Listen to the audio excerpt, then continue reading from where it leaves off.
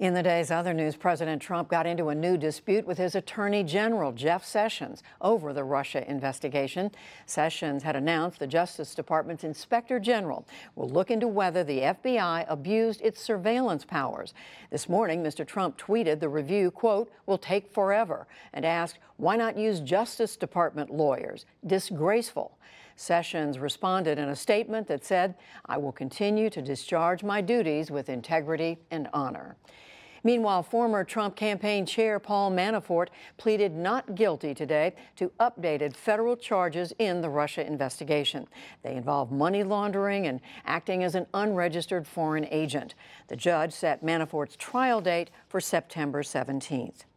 In Syria, there was no sign of a truce in the Damascus suburbs, despite Russia's call for a daily pause in fighting. No civilians turned up at a checkpoint to exit eastern Ghouta today, as Syrian and Russian forces waited. No aid went in either. Meanwhile, in Moscow, Russia's President Vladimir Putin claimed that some civilians did get out of eastern Ghouta, despite rebel attacks. There is constant shelling from there.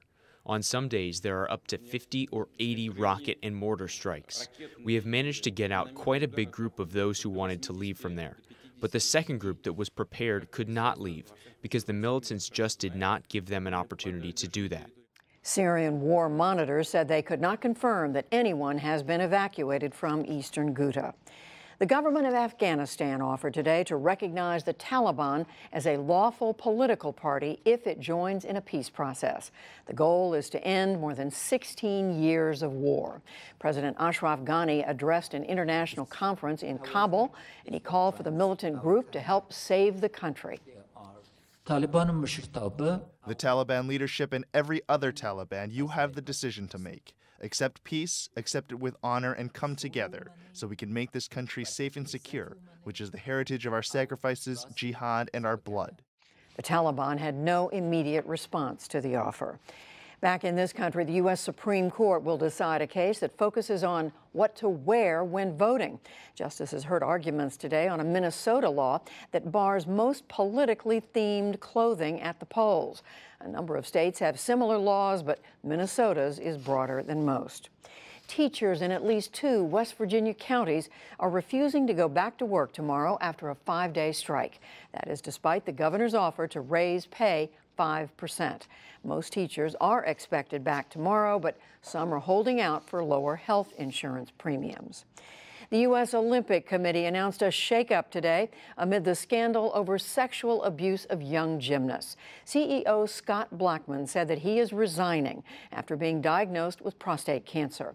The USOC is investigating how Blackmun and others handled the abuse issue. On Wall Street, worries about higher interest rates triggered another sell-off. The Dow Jones Industrial Average lost 380 points to close at 25,029. The Nasdaq fell 57, and the S&P 500 dropped 30. Both the Dow and the S&P had their worst months in 2 years. And President Trump and Congress paid tribute to Billy Graham today as his casket arrived at the U.S. Capitol Rotunda. The late evangelist is just the 4th private citizen to lie in honor there. The president, lawmakers, and hundreds of others turned out. Senate Majority Leader Mitch McConnell eulogized the man who came to be known as America's pastor.